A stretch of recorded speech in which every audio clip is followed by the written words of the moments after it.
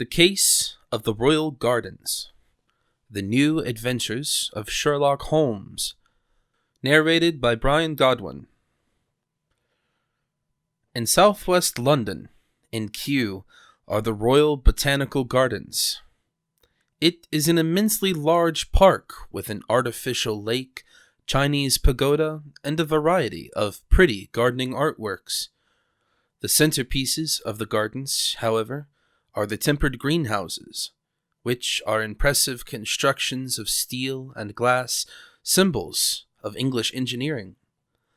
Comparable tropical and subtropical glass houses only exist in Munich and Vienna, while the counterpart, that is in Berlin, whose skeletal structure was absurdly built of wood, was rightfully consumed by the fire.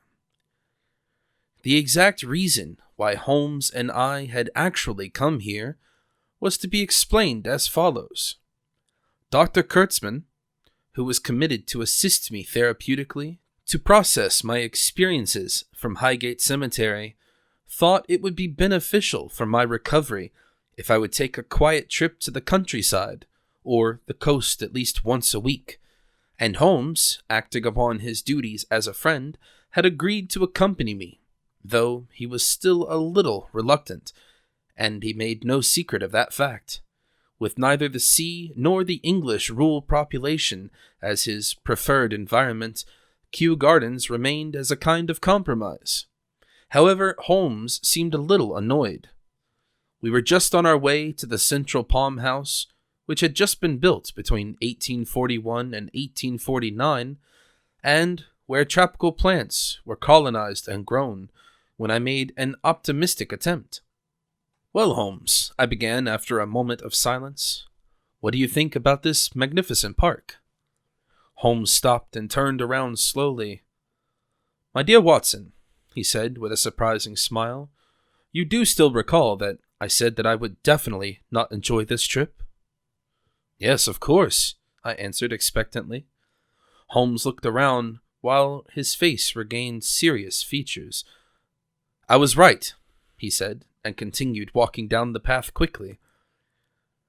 That was when I noticed that I had actually forbidden myself to have false hopes regarding this trip, so I walked a few steps behind him until I eventually caught up to Holmes. "But you have to admit," I panted, "that Her Majesty's gardens, in their orderly diversity, astonishing grace, and sheer infinity, are an extremely fitting metaphor for the British Empire." Holmes stopped again. "If you are looking for the substance of the empire," he said, "then you should rather take a look at the Welsh coal mines, the Liverpool shipyards, the Manchester textile factories, the Glasgow steel works, or the cannon foundries of Newcastle. However, if you insist on making this a botanical allegory, only a carnivorous plant would be suitable."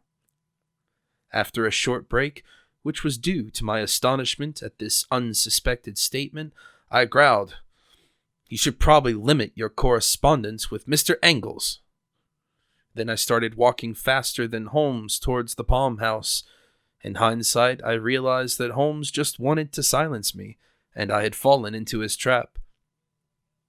Soon after, we reached the imposing glass house in the middle of the park and headed to the entrance. There we already saw, from a distance, a crowd of people that were blocking the gate. Apparently, the palm house had been closed at short notice.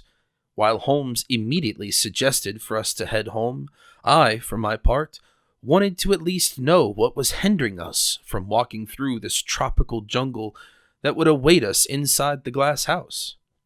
So I pushed through the crowd, dragging Holmes along behind me, and in fact at the end of the crowd we found ourselves in front of a barrier, guarded by 2 security agents. "What might possibly be going on in there?" I asked, while trying to catch a glimpse inside the palm house. "Maybe the imperial brilliance needs a little polishing," Holmes scoffed, "or they had to exterminate the bark beetle.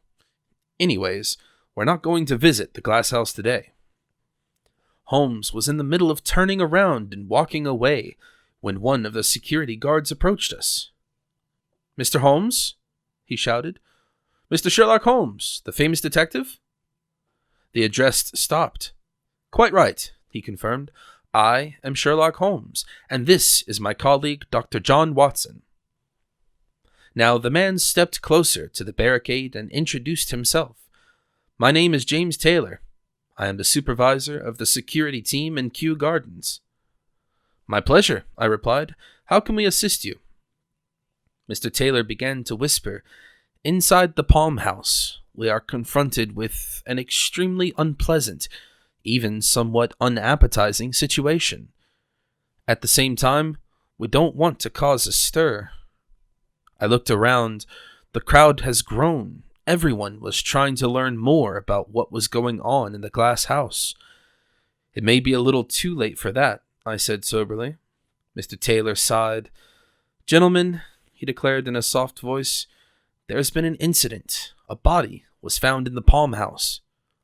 Holmes's eyes flashed.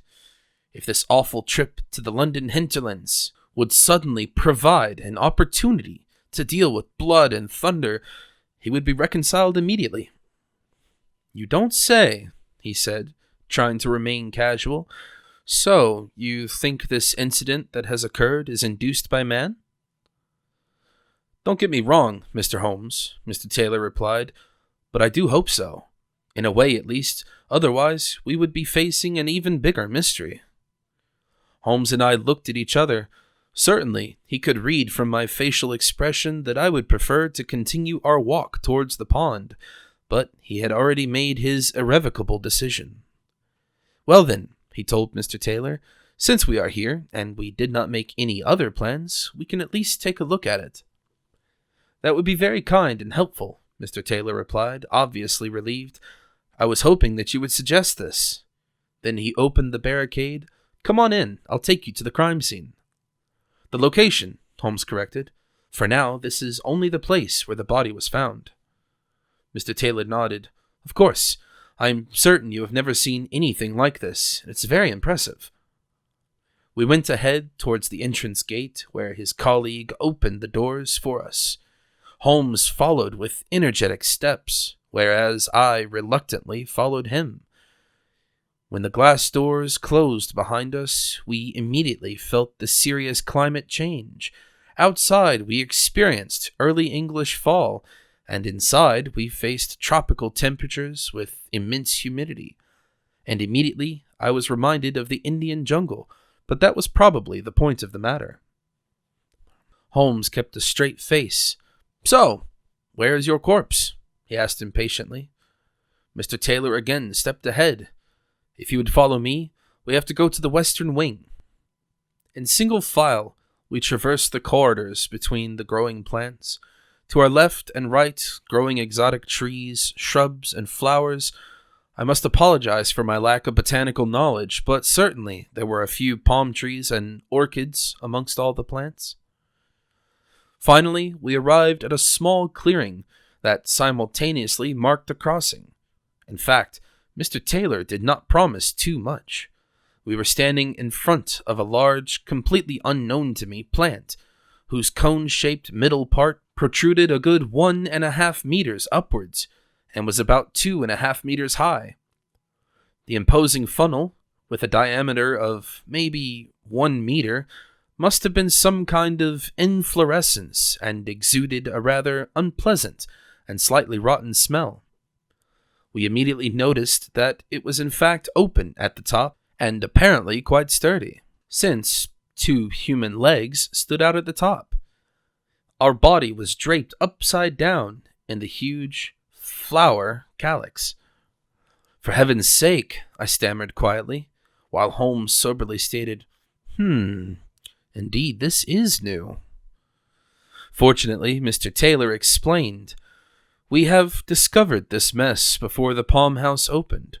We immediately notified Scotland Yard, but it will take at least another hour for them to arrive. For the time being, we are here, said Holmes confidently. Wherever he took that confidence from remains a mystery to me. We will see what we can find out by the time they arrive. For now, the question arises, do you know the deceased? Unfortunately, yes, Mr. Taylor replied. I noticed it right away on the boots. It is our gardening apprentice, Mr. Gregory Palmer. a young and lanky man, physically and mentally almost like a child. He has been with us for only 2 weeks to train, the poor boy." "If Mr. Palmer was still in training," I interjected, "then he was certainly somewhat inexperienced. Could it possibly have been an accident?" Holmes shook his head decisively. "Hardly," he replied. "It would have to have been an extremely unfortunate chain of unlikely events. Fact is, Mr. Palmer would not have gotten up there without help, and certainly not inside. At most, he would have needed a ladder, but there's no trace of it, and, in my opinion, it can be safely assumed that the lifeless body was deposited inside the flower. The fact that the feet protrude is probably due to a given haste on the part of the perpetrator. There is no doubt that this is a murder." "This is hard to grasp," Mr. Taylor stuttered, with a pale face. "Mr. Palmer was very popular. All the employees took a great liking to him. He was such a nice, cheerful boy, always helpful, always a smile on his face." Before Mr. Taylor could go into more rhapsodies, I drew the attention back to the investigation. "Who found the body?" "It was Mr. Blackwater, on his daily morning route," Mr. Taylor replied. "He is my colleague who is guarding the entrance. You have already seen him." Holmes nodded. "Yes, I recall. We'll have to question him later." "Of course," said Mr. Taylor. "Mr. Blackwater will be at your disposal. In the meantime, I can inform you that he found the body around 9:30. I was informed immediately and rushed here. We did not change anything, closed the glass house to the public at once, and called the police." Holmes walked up and down a few feet. "Of course, you did the right thing," he explained, and stopped. "Who was in the Palm House at the time?" Mr. Taylor did not have to think for long. "Only 2 people," he said. "The chief gardener, who oversees the Palm House, as well as being Mr. Palmer's instructor, Mr. Greenfell, and Mr. Redwood, our tropical botanist and scientific director." While I forbade myself from making a cheap joke about the employees' last names and their colorfulness, Holmes was already on the move again, muttering a few incomprehensible words. Taylor looked at me inquiringly, and I assured him, with a quick double nod, that everything was all right. "Well then," Holmes proclaimed, as he finally got right in front of us, "we should start with the questioning of Mr. Redwood. Would you be so kind, Mr. Taylor, to bring in your chief botanist?" "Of course," replied Taylor. "I am already on my way." With these words, he left Holmes and I alone. Finally, we were in a more private setting, so I pulled out my handkerchief and wiped the sweat off my forehead. This artificial tropical heat bothered me quite a bit, while Holmes seemed to be immune to it. "Very well, my dear friend," I began, leaning my back against the planting table. "I have to admit that this situation is somewhat spectacular. Nevertheless, or rather because of it, I see no real starting point for a sensible investigation. The whole thing is quite a mystery. If this was not a tragic incident, one would call it utter nonsense. Maybe it would be better to leave this case to the police?" "No, my dear Watson, just stay calm," Holmes replied. "We must not let this strange situation confuse us. The perpetrator possibly did not have enough time to finish his act. We need to stay focused and approach this case in our usual systematic way. Observation, analysis, questioning, and deduction. We still don't know the cause of death. Nevertheless, I don't think that he fell inside the flower with or without external influence. To solve this case, we must recover and examine the body and wait and see what the other employees have to say." Like always, Holmes was right. The leisurely excursion into the countryside, inside and outside the glass house that Dr. Kurtzman prescribed, was cancelled, whether I liked it or not. As Holmes's companion, you apparently were not immune to death, corruption, and crime, even in your free time. Thus, I accepted my fate. "Fine," I said after a proper pause for thought. "So, we have a suspected murder in closed rooms, quite extensive but closed. On the outside, they show glass walls, and on the inside there is a jungle thicket. If we include Mr. Taylor, there are 5 people left with access to the Palm House, and one of them is dead. Conclusively, one of the other 4 remaining is the perpetrator." Holmes nodded. "Immaculate analysis, perfectly combined and summarized," he attested. "And that means we already have more suspects than we need." Soon after, Mr. Taylor returned, accompanied by an older, professorial-looking man. It was Mr. Redwood, the botanist, as we would soon learn during the mutual introduction. Mr. Redwood, seemingly annoyed by the interruption of his other activities, repeatedly stroked his white beard and demonstratively cleaned his round glasses. "Well then, Mr. Holmes," he said, "as you can possibly imagine, I am, according to my position, a very busy man, and I have a great deal of responsibility for Her Majesty's exotic plantings. Start with the questioning, but keep it short." While I was a little irritated by his lack of manners, Holmes was not agitated at all. "Well, we certainly don't want to steal any more of your time than necessary," he replied calmly. "That is why we should get straight to the point. Where were you when the dead body was discovered in the calyx this morning?" Mr. Redwood was immediately more indignant. "Are you actually suspecting me?" he shouted. "This is outrageous." "No, not at all, Mr. Redwood," said Holmes.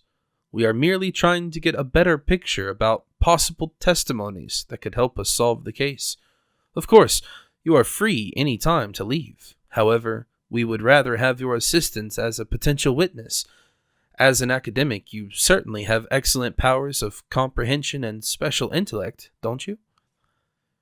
Mr. Redwood snorted, hesitated for a second, but in the end his vanity got the best of him. "All right, Mr. Holmes," he said, with a now more friendly tone. "Of course, I will assist you with all my intellectual capabilities. Just like every morning, I was in the eastern wing around 8:30, inspecting our gardener's work before opening hours." "Did you find anything conspicuous?" Mr. Redwood denied.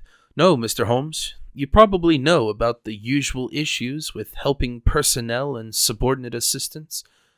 Our gardeners are the kind of people that are absolutely able to dig a hole, but whenever it comes to taking care of exotic plants, they soon start hitting their mental and practical boundaries." "Are you talking about Mr. Greenfell?" I asked. "Indeed," Mr. Redwood said, who now forced himself to calm down. "I had to make a complaint at the management more than once about his incompetence."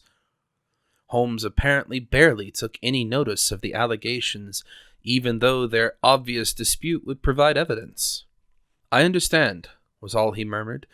"So, since you were doing your conscientious work at the other end of the Palm House, there's no way you noticed anything, is that right?" "Yes, indeed," Mr. Redwood replied. "But, if you ask me, I would not be surprised if our helpers got into a fight with each other, probably because of some nonsense like a football game or the like. I can imagine that alcohol was also involved." Even this accusation Holmes did not seem to want to discuss any further. Instead, he steered the conversation in a completely different direction.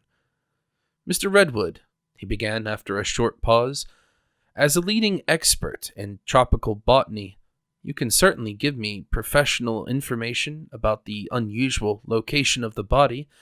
What plant is this exactly?"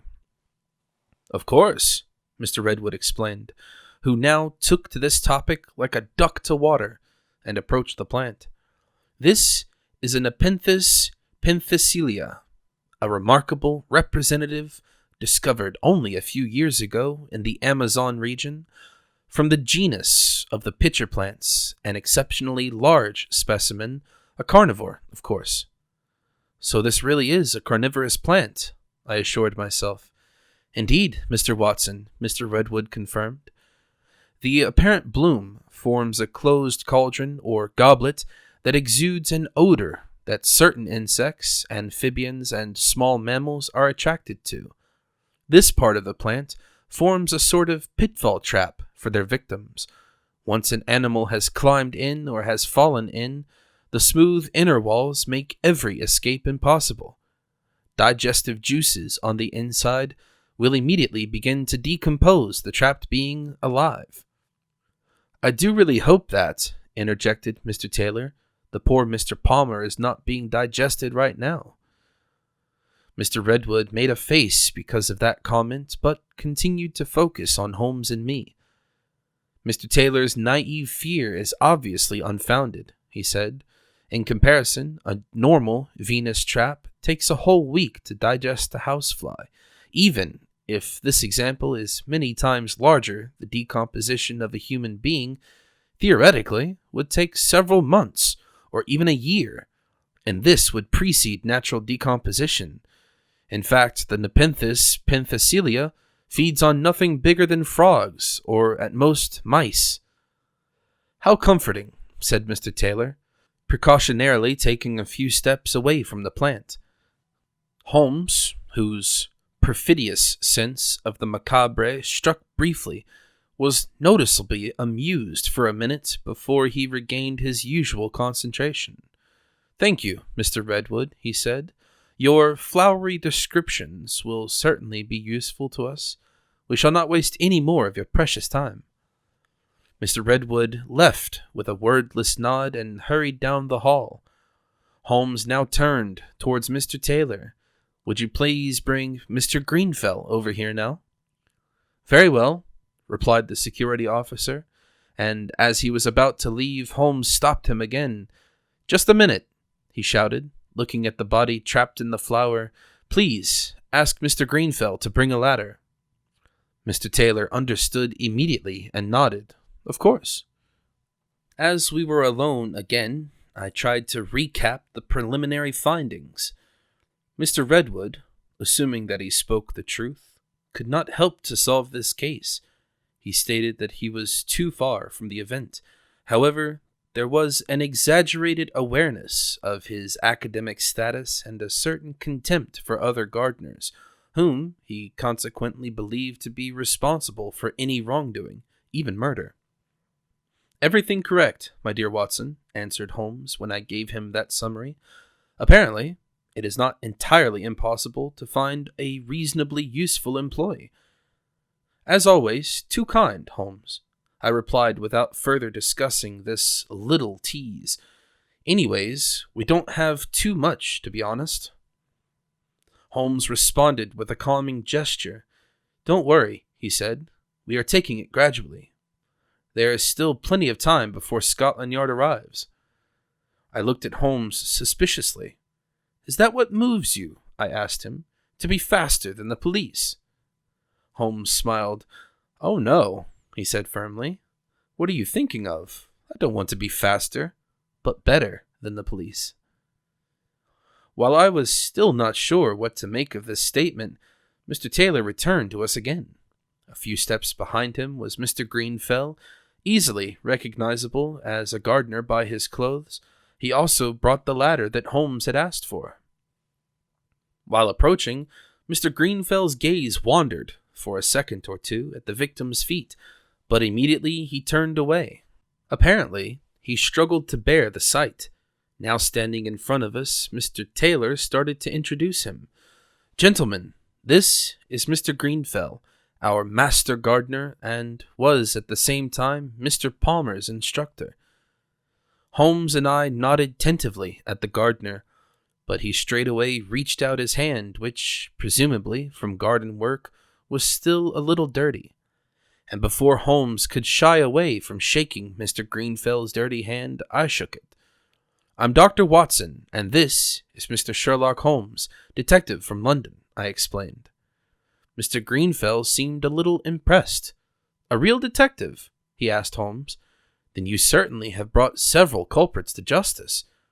"Certainly," Holmes said. "Then please do me a favor, Mr. Detective," Mr. Greenfell abruptly continued. "Find my friend's murderer."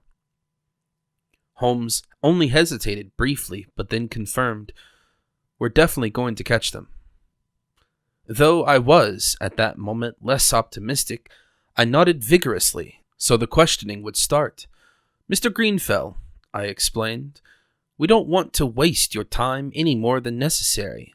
Where were you at the alleged time of crime at 9:30 this morning?" "I was in the tool shed next door," Mr. Greenfell replied without thinking. "I was packing my equipment for work, though it took me a little longer than usual because I could not find my hedge trimmers." "I understand," Holmes said.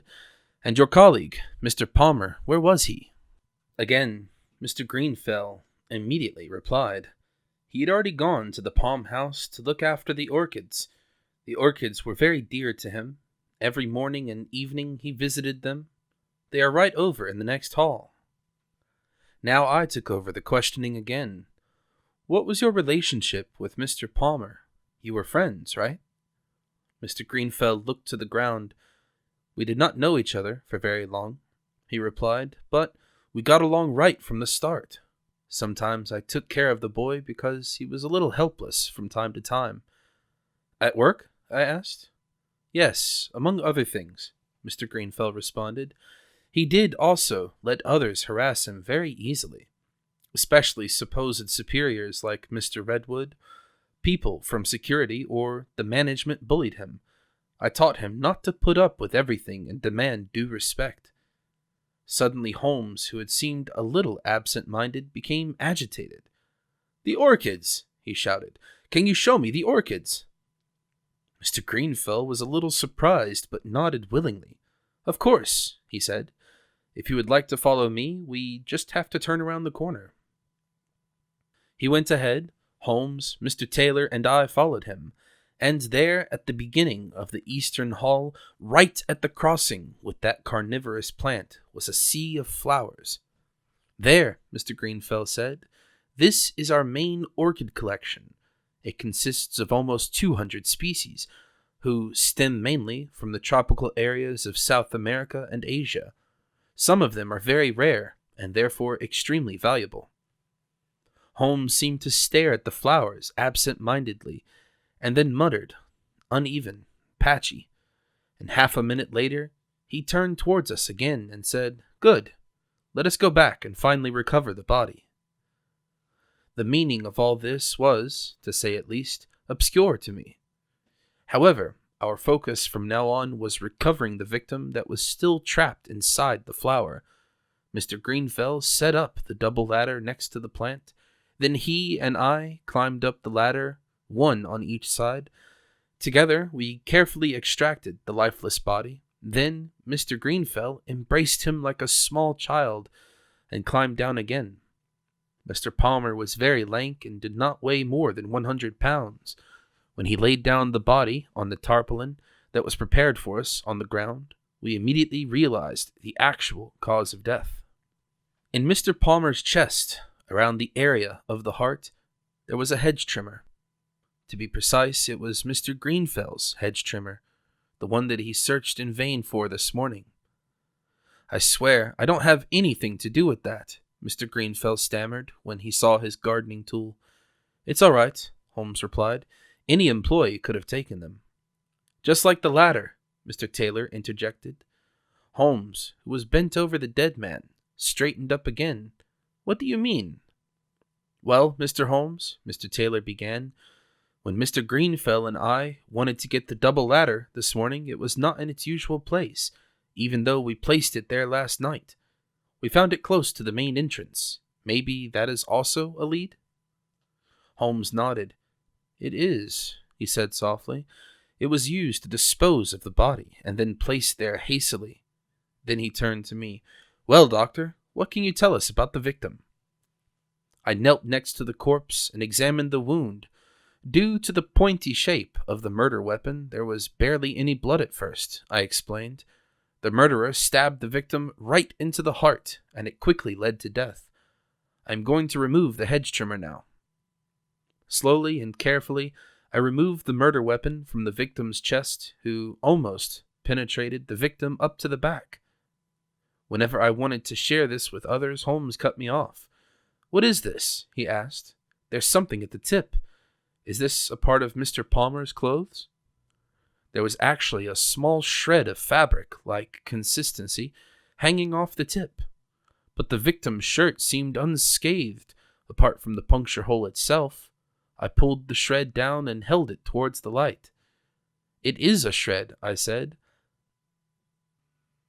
"A piece of fabric or paper torn off from the rest. Hard to say what it is. The thing is soaked with blood." I passed the shred to Holmes, who pulled out his magnifying glass and came to a surprising result within seconds. "This is a piece of a banknote," he said. "Looks like a 10-pound note." "That is strange," Mr. Greenfell said. "Palmer was poor. He never had that much money on him." Holmes looked at the banknote fragment and took a few steps up and down. Eventually, he stopped and said, "The following happened. Mr. Palmer was holding the banknote in his hand when the murderer suddenly stabbed him.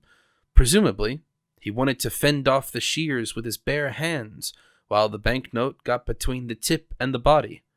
The demolished part was skewered. The perpetrator took the rest. It was most of it." "But where did Palmer get the money from?" asked Mr. Greenfell. Holmes did not have to think too long. "Also from the perpetrator," he said. "It was probably an agreed handover of money. The perpetrator paid Mr. Palmer for something and then changed his mind and killed him. And by taking back the money from the dead man, he made a big mistake."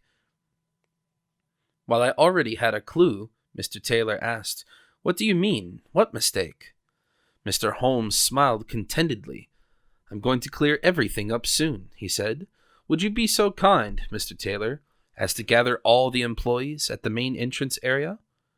Mr. Greenfell, Mr. Redwood, and even Mr. Blackwater, even though we did not question him yet, as well. There we will also wait for the arrival of Scotland Yard." Mr. Taylor raised his shoulders. "As you please, Mr. Holmes. We shall meet in 5 minutes at the entrance hall." Then he and Mr. Greenfell set out and left us alone. And before we would follow the others to the agreed meeting point, we covered Mr. Palmer's body temporarily. The shears and the fragment of the banknote we took with us as evidence. "I know what you are planning," I said, when we finally took the corridor to the main hall. "You want to piece together a puzzle." "Congratulations, my dear Watson," Holmes replied. "You are learning." The fine line between actual appreciation and possible ridicule briefly left me unsettled. I stopped for a second and noticed that we were standing next to the orchids again. "Holmes," I shouted, "what clue am I missing? What did you discover at the orchids?" Holmes turned around and came back a few steps. "Don't you see that?" he asked, pointing at the orchid field. By no stretch of the imagination I was able to notice anything suspicious and had to confess, "No, what is it?" "The motive," Holmes explained. "Watson, you might be looking, but you don't recognize. The flowers were planted in a regular pattern. However, there are recent gaps that were not intended." And that was when I saw it as well. "You are right," I shouted. "Plants were taken from different parts." "Of course I'm right," Holmes replied assertively, "and it is to be assumed that the orchids that were stolen were not exactly the cheapest." "But the most expensive with relevant value on the black market," I added. "But how does this relate to the victim and the perpetrator?" Holmes tapped his temples. "I have a good theory about this," he said, "and we are going to put it to the test." When we arrived at the main entrance of the Palm House, all 4 employees, Mr. Taylor, Mr. Blackwater, Mr. Redwood, and Mr. Greenfell, were already awaiting us.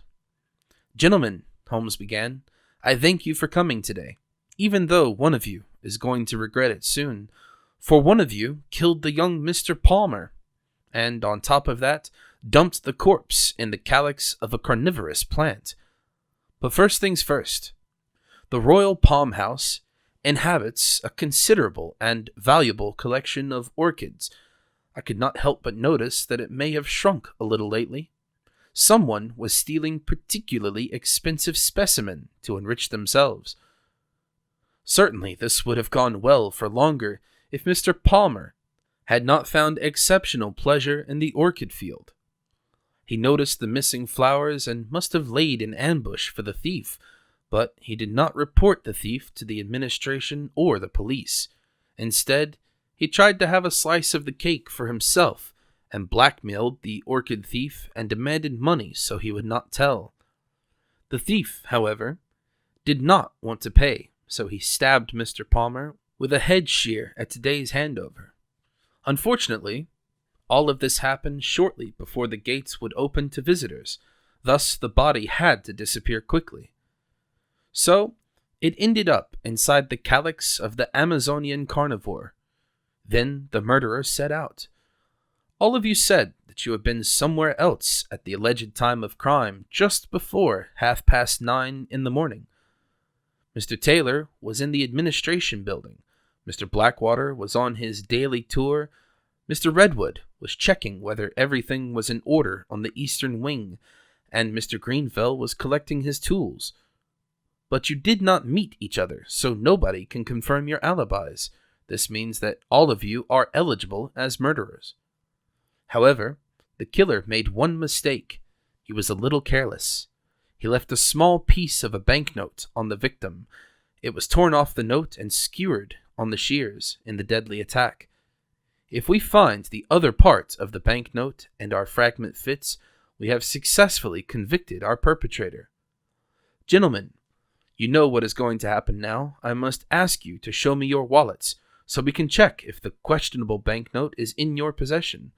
Of course, you have the right to refuse to do so, as Dr. Watson and I are only consultant detectives.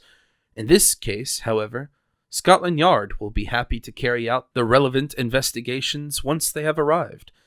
All this is likely to be the case at any given moment. That's it. Thank you for your patience.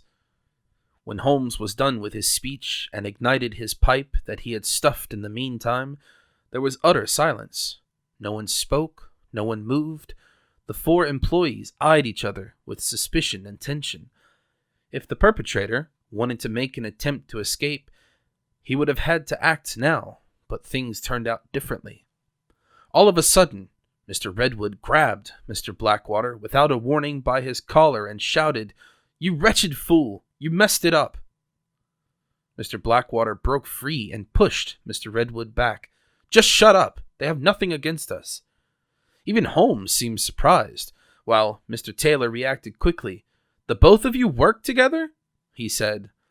"All this was his idea," Mr. Blackwater exclaimed, pointing his finger at Mr. Redwood. "I don't even know a thing about orchids." "But you killed Palmer," Mr. Redwood said. "I have nothing to do with the murder." "What was I supposed to do?" Mr. Blackwater asked. "He was getting greedy, wanting more and more money. He would have told on us." Mr. Redwood shook his head in resignation. "If you had not put the 10-pound note back in, they would not have any evidence." At that moment, 2 Scotland Yard officers knocked on the glass door, and Holmes went to the gate to open it. "Gentlemen," he said to Mr. Redwood and Mr. Blackwater, "you can now continue your confessions to the police." On our way home to Baker Street, I could not resist but asking Holmes about his almost failure in solving the case. "I am reluctant to say it, Holmes," I began, "but by a hair your plan would have gone wrong. Actually, it did. If Mr. Redwood had not lost his nerve, they would have gotten away with it." "My dear Watson," Holmes answered calmly, "I will build my cases on science and deduction. I am trying to solve this case within the frames of human logic. This is undoubtedly the best methodology. Nevertheless, it always implies the possibility of failure. To be honest," I continued, "this time luck saved us from failure." Holmes shook his head decisively. "No, not luck. There are no coincidences. In the end, we have cornered the perpetrators. Only these circumstances provoked a reaction, all based on Mr. Redwood's unstable character." Holmes was apparently unwilling to concede that he, even in the beginning, had lost control for a brief moment and did only recover because of a favorable fate. When I was already coming to terms with this, Holmes again raised concerns. "There is one thing left, though," he said thoughtfully. "Where did the missing banknote remain?" Of course, I did not know the answer to this either, and we continued the journey in silence. In fact, the banknote in question was not found at Mr. Blackwater's belongings. However, due to the mutual accusations and guilty pleas made by the two perpetrators, which they also repeated during the police interrogation, this was no longer relevant. Mr. Greenfell only found out on the next day that the banknote was actually left in the calyx of the carnivorous plant. They were able to recover it from the decomposing juices of the Nepenthes penthesilea.